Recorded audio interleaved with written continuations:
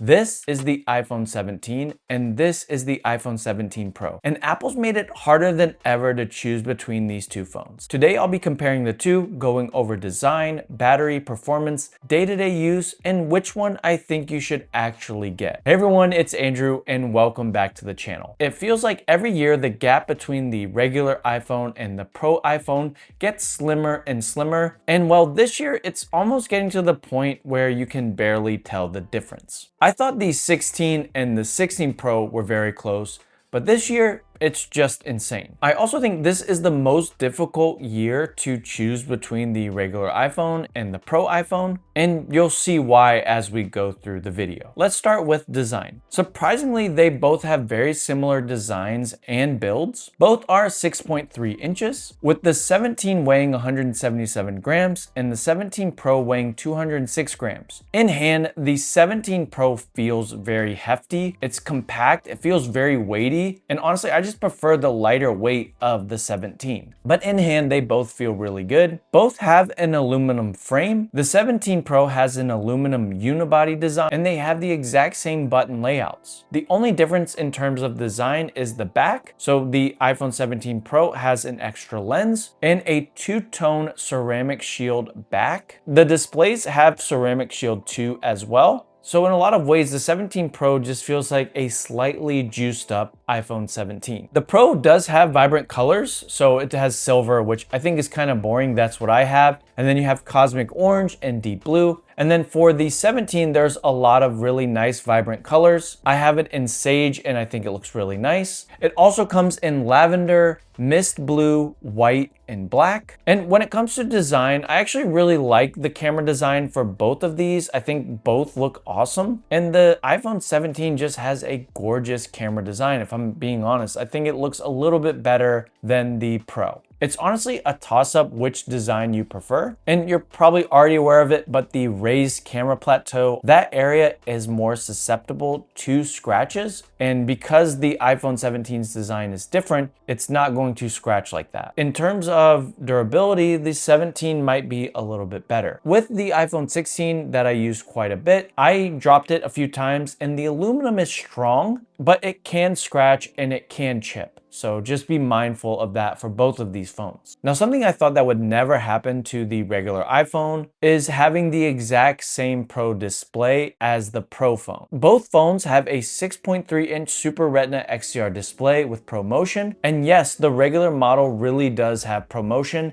and it feels great. Barring the weight, if you pick both of them up, you wouldn't be able to tell the difference based off of the display. They both have an always-on display and dynamic island, of course. Looking at it closer, it's an OLED display with the same pixel resolution, the same contrast, and identical brightness levels. So it has 1000 nits max brightness, 1600 nits peak brightness HDR, and 3000 nits peak brightness outdoors. It's literally the exact same display. There's no difference. The iPhone 17 runs the A19 chip, and the iPhone 17 Pro runs the A19 Pro chip. Funny enough, I don't think people realize this, the iPhone Air also has the A19 Pro chip, which is interesting. On paper, the only difference is the 5-core GPU as opposed to the 6-core GPU that's found on the 17 Pro, but I'm not really a benchmarks guy, so let's just keep it day-to-day use. I use iOS apps, social media apps, I watch YouTube, movies, and I edit short videos in CapCut. And if I'm being honest, both phones do both of those pretty easily. And iOS 26 runs the exact same on both of these as well. Smooth, fluid, nice to use, so no issues with performance on either. And I haven't experienced any overheating as well. Both phones have Apple Intelligence for what it's worth, and in my use case, they perform about the same. If you're into gaming, I imagine the Pro is going to be a little bit more efficient and better just because of the active cooling chamber, as well as just being a Pro chip. But for me and what I do, I haven't noticed much of a difference. Battery-wise, Apple claims 33 hours of video playback for the 17 Pro and 30 hours for the 17. Realistically, if you put those side by side and you're just using it in a normal day, it's about the same. Maybe you get 45 minutes to an hour and a half more on the Pro, but that's not that much difference. Even charging speeds are the same. You can charge up to 50% in 20 minutes with a 40-watt adapter, And for MagSafe, you can charge 50% in 30 minutes with a 30-watt adapter. So again, there's no difference between the two. The cameras are also nearly identical. Both have the exact same 18 megapixel center stage front-facing camera. One of the cool new features is the dual capture, where you can record both what you're seeing and yourself at the same time. And that's not limited to the Pro, which Apple could have done, but it's on the 17 as well. Here is a dual capture video on the 17 Pro. I honestly don't think it's going to be much different from the 17, but let's take a look with the 17 now. And here's the video with the 17. Honestly, just looking at it here, it looks the exact same to me.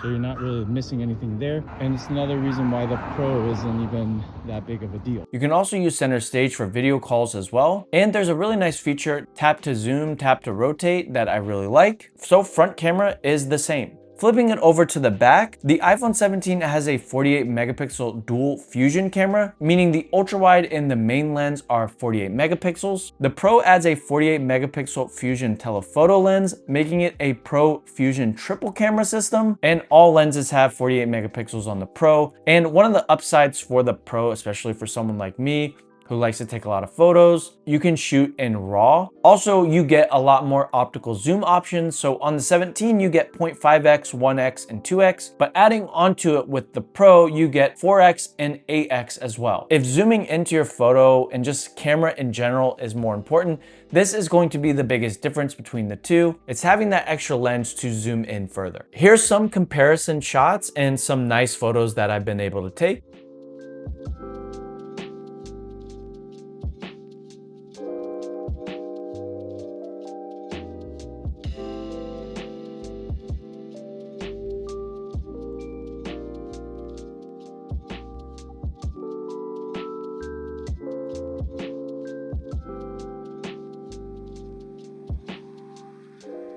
For video, it's pretty much the same aside from the Pro features. So for the 17 Pro, you can shoot ProRes RAW, Apple Log 2, which like for most people doesn't matter. None of those matter. So it's not really going to be a difference most likely for you. Everything else for video looks and functions pretty much the same. So breaking it all down, there's really not much of a difference, is there? The 17 is lighter, has one less camera, a little bit less battery, but there's a $300 price difference. The 17 starts at $799 with a 256 gigabyte storage option, and you can upgrade to 512 gigabytes if needed. The 17 Pro starts at $1099, starting at 256 gigabytes, going all the way up to a terabyte. So we really have to look at, is the $300 price difference worth slightly higher camera capabilities and a slightly better battery? You could also throw in design preference, which I feel like a lot of people would say the 17 looks better than the 17 Pro. But in terms of value, I just don't think the 17 Pro is really worth it this year. For $100 more, you could get the 17 Pro Max, which significantly is a better battery. So you could justify that, but for $300 more comparing it to the 17, it's just not worth it. And for photography enthusiasts, I just don't think you're even considering the 17. You're probably thinking about the 17 Pro or the Pro Max anyways. So I feel like for most people, the 17 is maybe the best iPhone you can get for your money in a really long time. The 17 has the same display, same size, same materials, a little bit less battery, one less camera, which again, most people don't care about, for $300 less. For me, I love the Pro, but it's just hard to argue it against the 17 this year. So I would say if you prefer the camera on the 17 Pro and the design of it on the 17 Pro, then I'd go with the 17 Pro. Otherwise, I completely and 100% recommend the 17 this year. If you have the iPhone 17 or the iPhone 17 Pro, let us know in the comments below what your experience has been like. If you completely disagree with me on my take, let me know in the comments below. I'd love to hear your thoughts about it. As always, guys, thanks for watching. God bless, and I will see you on the next video.